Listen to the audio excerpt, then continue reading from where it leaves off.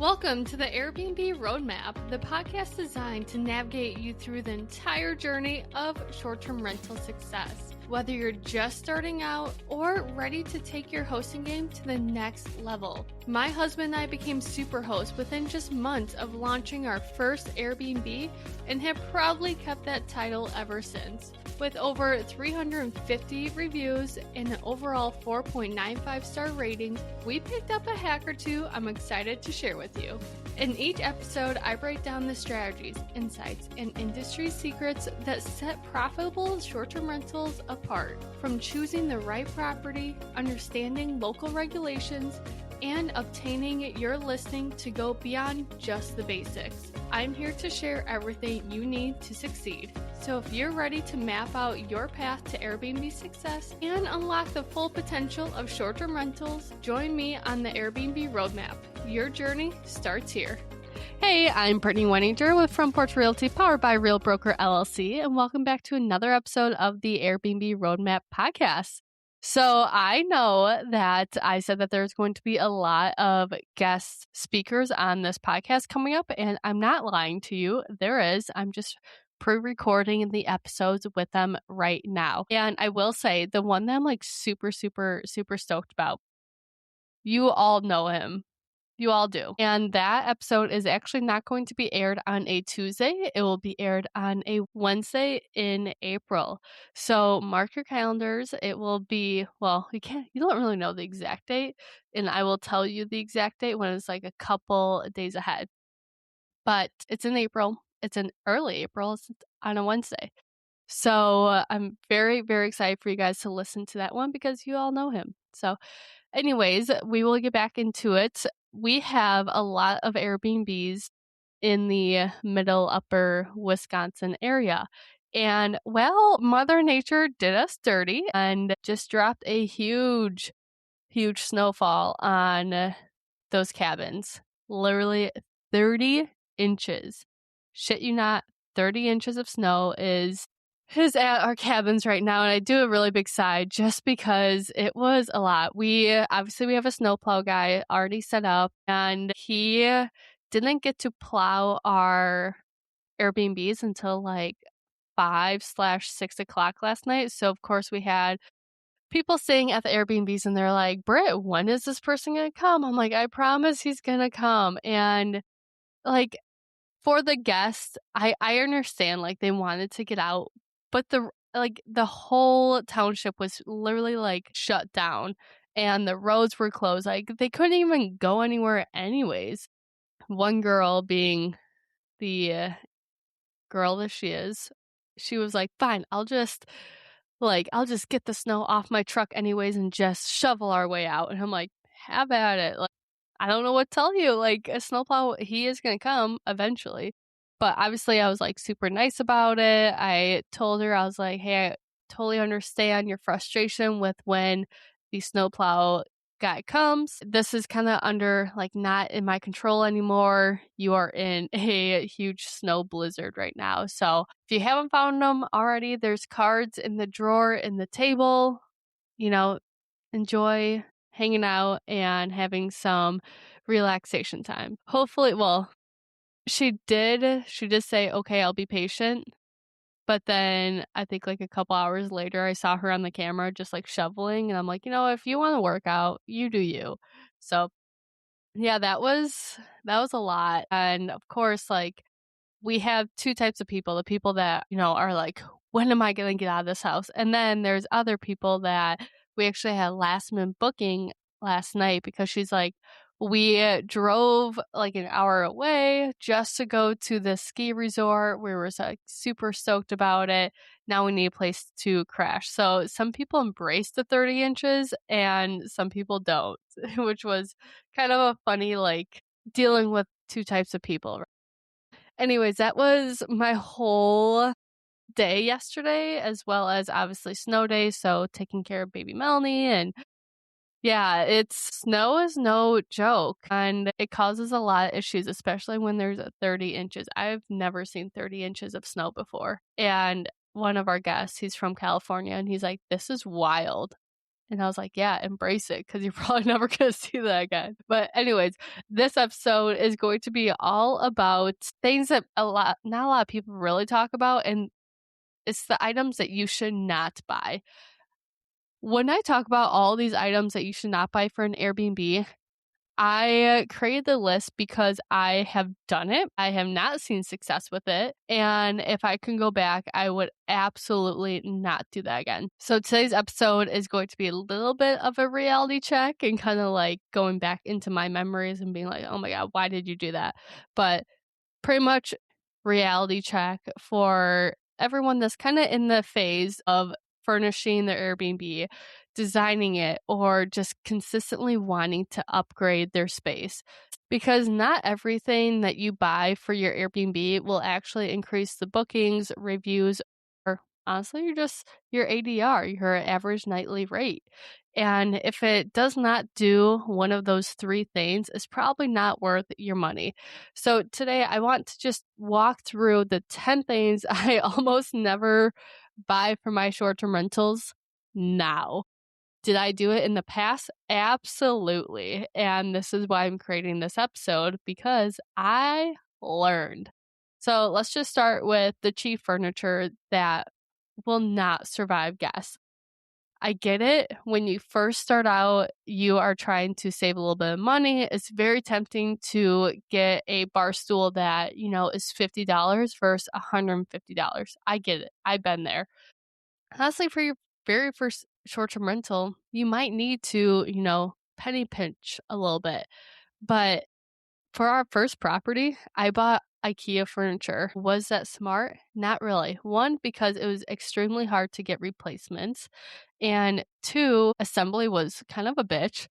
Three, it did not last that long. And instead of buying a quality piece of furniture for, let's say, $250, now we bought the same exact furniture 3 times and they were about $150. So we lost money in the end. And now we don't do that in any of our Airbnbs. We buy like the middle gray / more quality. And you can tell, like when you're assembling furniture, you can tell what's quality and what's not. Next is I will not be buying any bedding with color. So I know that this one can be a little controversial because people want their space to feel unique, but guests trust what they can see clearly. White sheets signal clean, fresh, and kind of just like that hotel level vibe. When you use like a dark color or colored bedding, guests can't really easily see that it's clean. And I feel like the guests probably are like, what are they hiding? Where's the stains? And that alone could actually impact your reviews. So I hate that I'm about to admit this, but this happened to our first property again. We had plaid duvet covers. Yes, it's actually really cute in the space. And I will admit, I actually do really like the duvet covers in that space. But when I go there, I did see a stain. So I was like, hey, cleaner, let's get this removed. It looked like someone spilled just like a random, I think it kind of looked like a type of sauce. But anyways, I don't really want to know if you know what I mean. But I was like, hey, let's get this clean.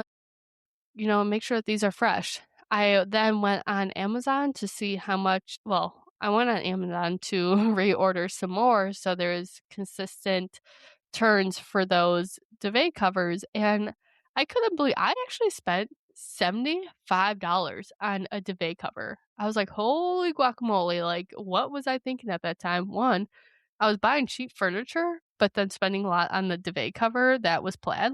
I don't even know what my thinking was. Whatever. The second property, though, I knew I should not buy any colored duvet covers. I knew it, but I'm going to say it because I'm all about transparency and being honest. For the property, we were having some issues with ants. And not just small little sugar ants. These were some fat boys, fat boys. Well, we eventually got pest control. They figured out where they're coming from, got that all figured out. but they were actually it was really weird. They were, like, falling from the ceiling, and sometimes they would land on the bed. And when we had the white duvet cover, like, all you just saw was, like, 2 or 3, like, dead ants on the bed cover. Clearly see that, like, night and day. Well, I had to figure out it was at the time, the second property was brand spanking new. I needed to figure out a fix while the pest control chemicals were working. Like, I needed to figure out another solution while all that was, like, doing its process, right? So I decided to buy a charcoal gray duvet cover to kinda help with not seeing those 2 to 3 huge ants just, like, dead on the bed sheets. I did get my cleaner to go there a couple times if, like, the property was vacant for, like, I would say more I think that it was, like, more than 2 days. I would have her go just, like, do a quick little refresh, but sometimes, like, she would do a quick refresh, like, literally at, like, 2 o'clock, and the guests checked in at 3, and then there would be, like, 2 or 3 ants on the bed, so there was really no way around it, but it kinda did seem like that once I did buy that charcoal gray duvet cover, like, people kinda stopped mentioning it, but we did end up getting rid of that duvet cover. Um, yeah, I was like, "Alright, like, no more all white again. Sorry for that little, like, weird moment," but those ants were wild. I was like, "Damn, y'all are eating good."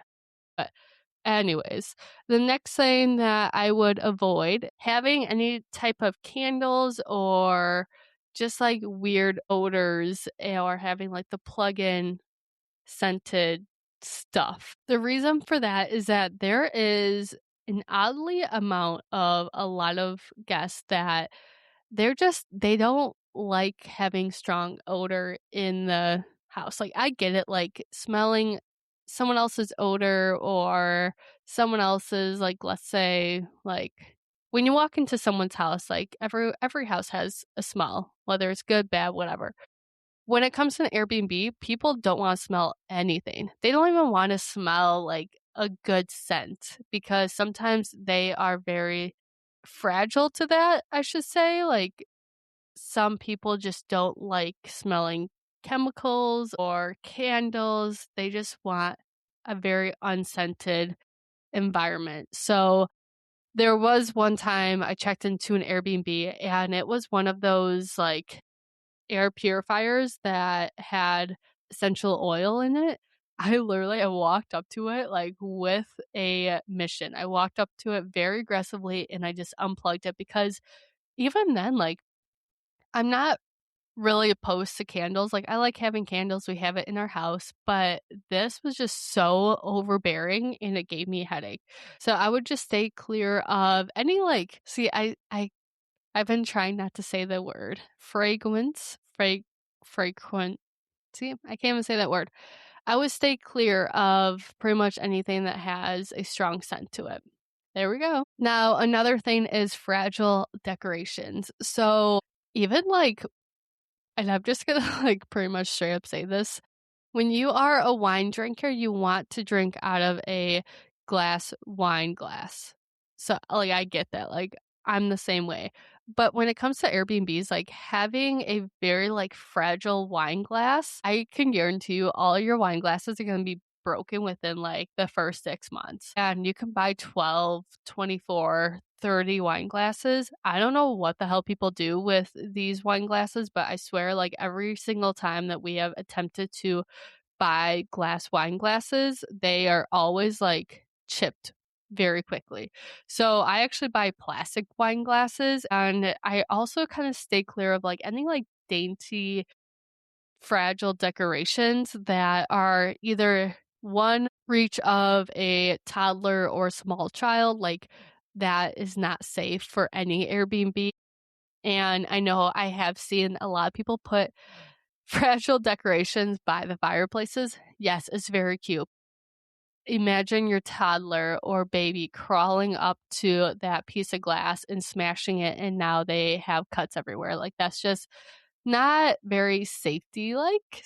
any like fragile decorations, I would either have it high up or just not have it at all. There's so many people that love to touch things, so many. And a lot of fragile decorations will probably get broken, and you might get some guests that get some cuts or anything like that. So a lot of my decorations are very hardy, I guess I should say.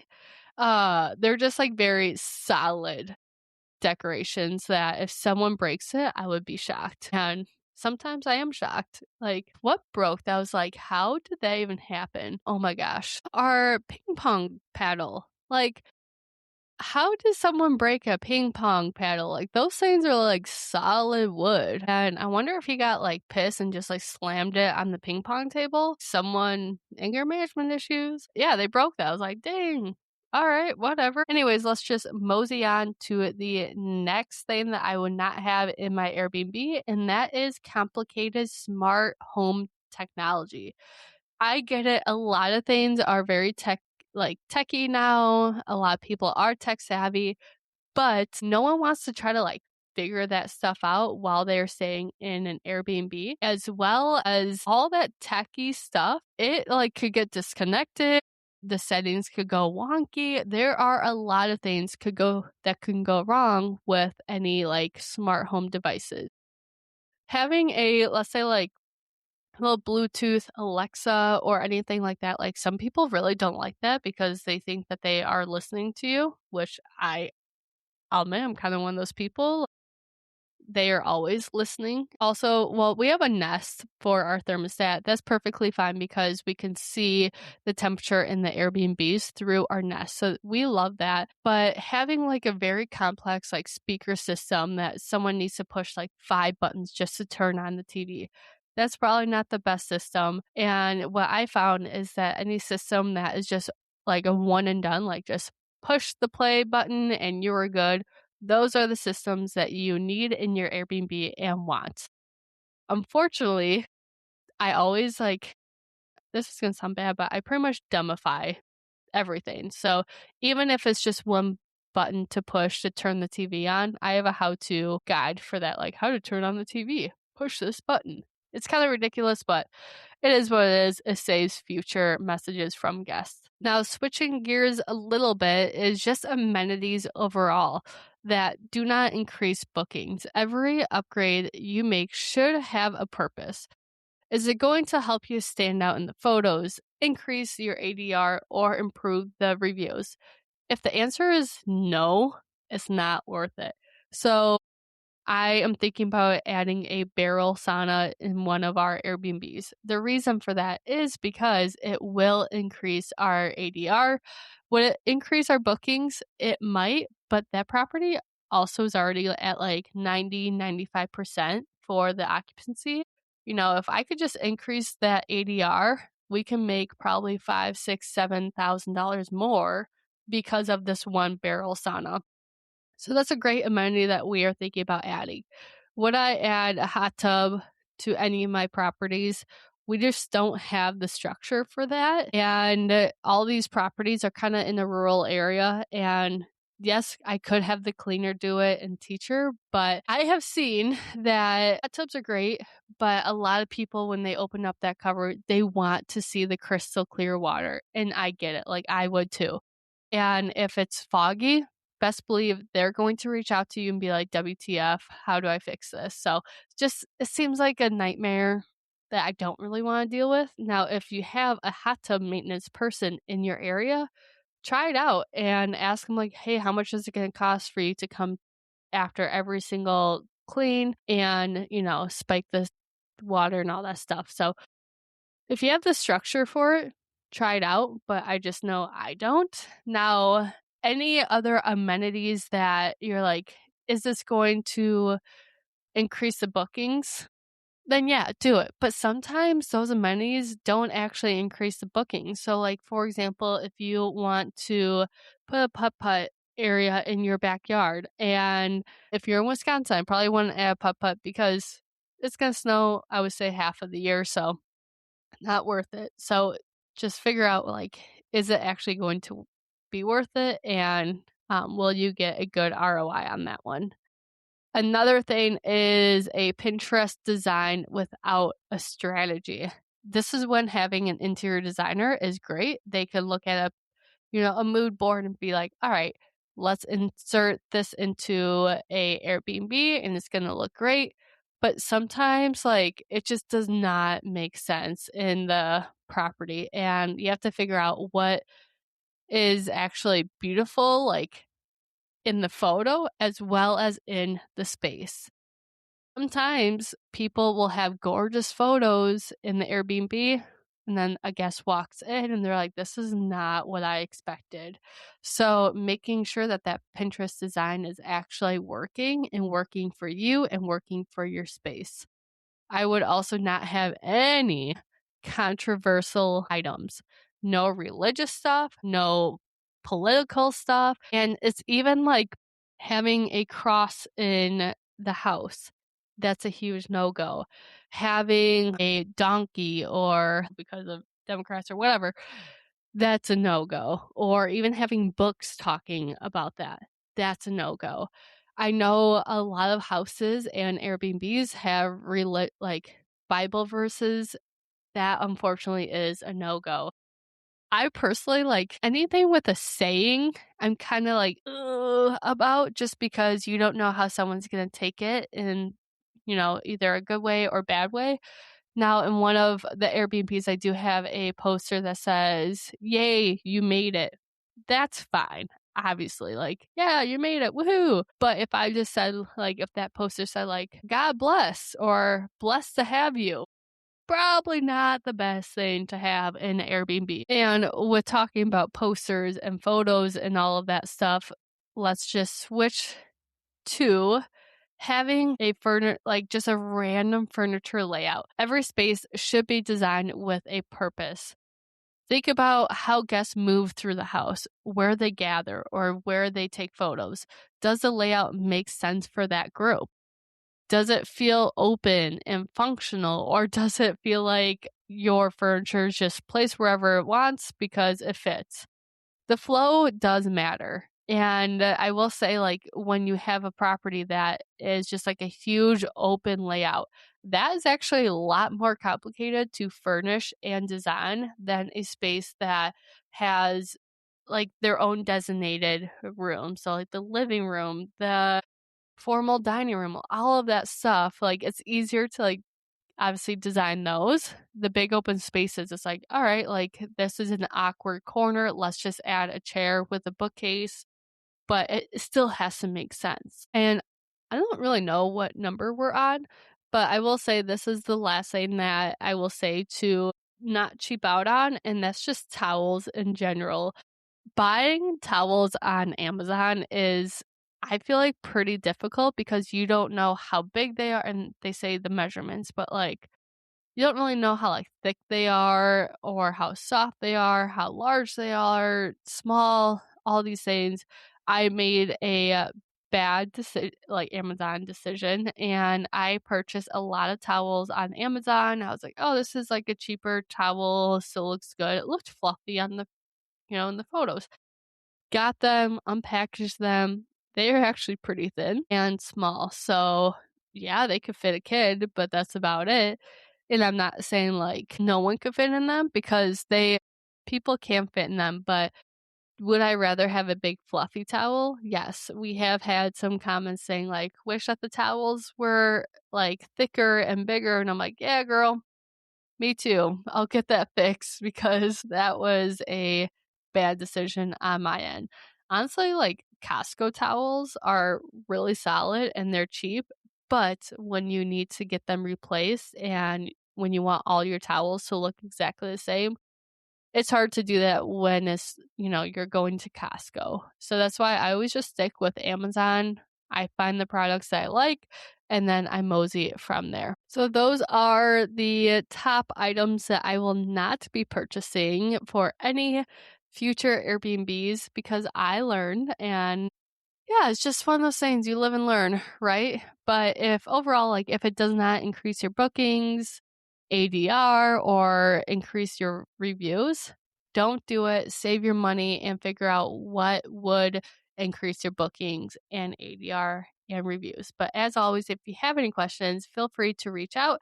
I do have a list of just like all the things I purchase on Amazon for all of my properties. If you want that list, I will put that link in the show notes. You can click on it and then get your list, get your shopping list. So if you have any questions, let me know. And as always, thank you for listening, and I will see you next time in the Airbnb Roadmap podcast.